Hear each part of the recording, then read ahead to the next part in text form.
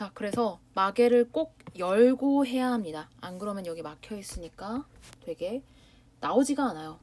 마개가 여기를 꽉 막고 있으면 여기를 다 액체건 기체건 다 잡고 있기 때문에 밑으로 나오지가 않습니다. 뭐 그런 거 있잖아요. 빨대를 커피에다가 담고, 커피나 음료 같은 데에다가 담고 여기 엄지손가락으로 눌러가지고 빨대를 빼. 그럼 빨대가 여기 밑에 있는 액체가 밑으로 빠지지 않고 여기 그대로 담겨 있다? 그런 거 해본 적 있나요? 이게 내 엄지가 마개인 거야. 그래서 마개가 이 빨대 내 공간을 다 막아버리기 때문에 압력이 걸려가지고 여기 안에 있는 액체가 밖으로 나오지 않는 거야. 그래서 마개를 꼭 열고 꼭지를 돌려야 한다. 자, 그래서 액체 혼합물의 분리의 예. 요거 얘를 꼭 다 알아야 합니다. 근데 간단해요. 하나만 알면 됩니다. 물과 사염화탄소만 알면 됩니다. 자, 물론 간장과 참기름 요거는 물이 없어가지고 다를 수 있겠는데 라고 생각할 수 있겠지만, 자, 여기를 보면은 다 어떤 게 아래에 있어요? 물이 아래에 있습니다. 대부분 물이, 액체 중에서는 물이 굉장히 밀도가 커. 그래서 거의 대부분은 물이 아래쪽으로 가라앉습니다. 자, 참기름과 간장에서 볼게요. 하나는 참기름, 기름이고 하나는 간장이야. 간장은 약간 물이야. 물에다가 뭔가 막 소금 막 이런 거 해가지고 만들어낸 게 간장입니다. 그래서 이것도 기름과 물이라고 생각을 하면 돼요. 그래서 간장이 아래로 가라앉는다. 간장이 밀도가 크다. 자, 물과 사염화탄소가 나와 있습니다. 사염화탄소는 생소할 건데 사염화탄소는 살면서 보기가 힘들 거야. 근데 요거는 물보다 밀도가 큰 물질입니다. 액체예요.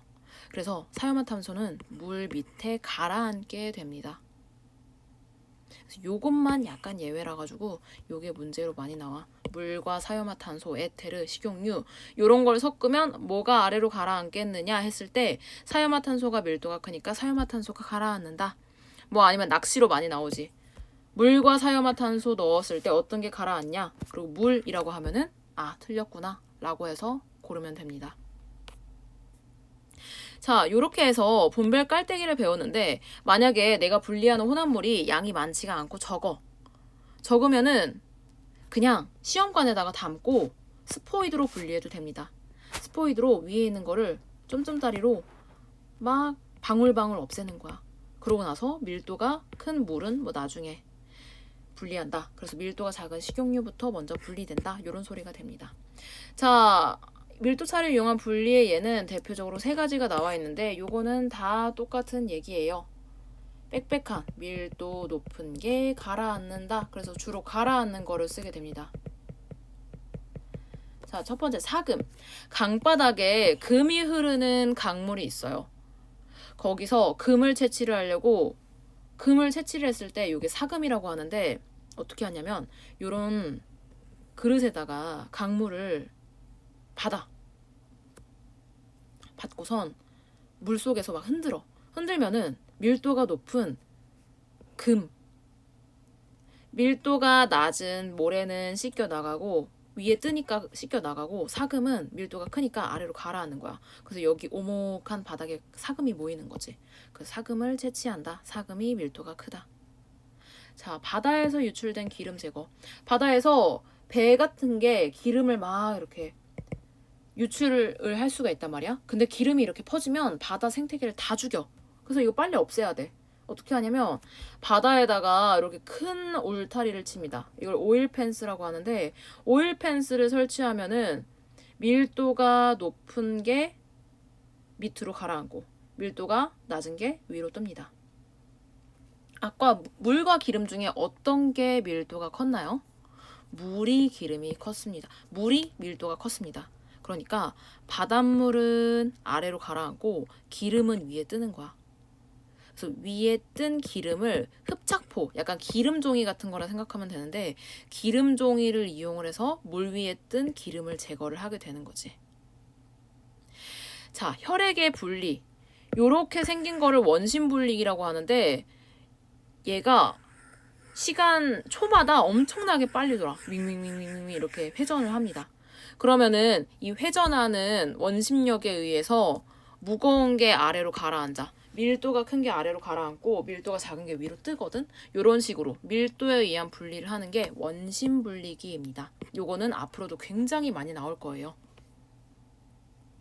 그래서 우리 혈액은 두 가지 성분으로 이루어져 있다고 배웠다. 혈장과 혈구로 이루어져 있다 했는데 혈구, 세포로 이루어진 혈구가 밀도가 높아. 혈장은 그냥 물이거든. 그래서 세포가 아래로 가라앉는다. 혈장은 위로 뜬다. 그래서 밀도 비교하면 혈구가 밀도가 크다라고 알면 됩니다. 자, 요거를 실험을 통해서 몇 개를 더 설명하고 끝낼 건데 물과 식용유의 혼합물 분리, 분별 깔때기가 나와 있습니다. 처음에 물과 식용유의 혼합물을 분별 깔때기에 담아. 그럼 밀도 차이에 의해서 이렇게 분리가 될 거란 말이지. 자, 마개가 닫혀 있다? 그러면 꼭지를 돌려서 여기를 열어도 물이 내려올까요? 안 내려옵니다. 마개가 여기를 다 가두고 있거든. 자, 이제 나는 분리를 하려고 해. 물을 아래에다 비커에다 담으려고 해. 그러면 마개를 열고 나서 꼭지를 돌려야 합니다. 마개를 꼭 열어야 해요. 자, 그래서 밑에 물이 나오게 됩니다. 자, 근데 여기 그림을 볼까요? 그림 보니까 여기 위에 식용유인 거 보이지? 이제 식용유가 나오려고 말약해. 그러면 이때쯤 닫아야 돼. 물과 식용유의 경계면은 닫아내면 안 돼요. 왜냐? 이 가운데는 물과 식용유가 완벽히 분리된 게 아니라 여기 사이는 조금씩 섞여 있거든. 그래서 경계면의 액체는 두 물질이 조금씩 섞여 있기 때문에 완벽히 분리되지 않았기 때문에 아직 여기는 혼합물이기 때문에 따로 받아내게 됩니다. 경계면의 액체는 따로 받아낸다. 자, 그리고 위에 있는 식용유를 내가 받아내고 싶어. 어떻게? 위에 마개가 있던 윗부분에서 그냥 물 따르듯이 이렇게 따라내면 됩니다. 그냥 다 따라내면 돼요. 왜냐? 경계면은 이미 다른 데다가 받아내가지고 없앴거든. 그러면 이미 분별 깔때기에는 식용유 위에 있는 것만 남게 되니까 그냥 따라내면 됩니다. 자, 분별 깔때기를 이용할 때는 몇 가지 유의점이 있는데 이건 유의점을 반드시 알아야 돼요. 자, 마개를 열고 꼭지를 돌린다. 요거까지는 알 거고, 자, 첫 번째, 용액이 새지 않도록 분별 깔때기 꼭지에 바셀린을 바른다. 이게 뭔 말이냐면 여기 꼭지에 바셀린을 바르는 거야. 여기다 바셀린을 막 이렇게 막 발라, 전체적으로. 왜 그러냐면 이게 꼭지라는 게 실험 도구를 만들어가지고 이렇게 유리를 만들어가지고 이렇게 잘록한 부분을 만들고 여기에 꼭지를 따로 만들고 해가지고 조립을 한 거란 말이야. 근데 조립을 하면은 그 경계가 생겨요. 경계를 그 틈이 생긴단 말이야. 그럼 그 틈에서 막 요런 데서 막 이렇게 막 물이 증발을 할 수가 있어. 새 나갈 수가 있어.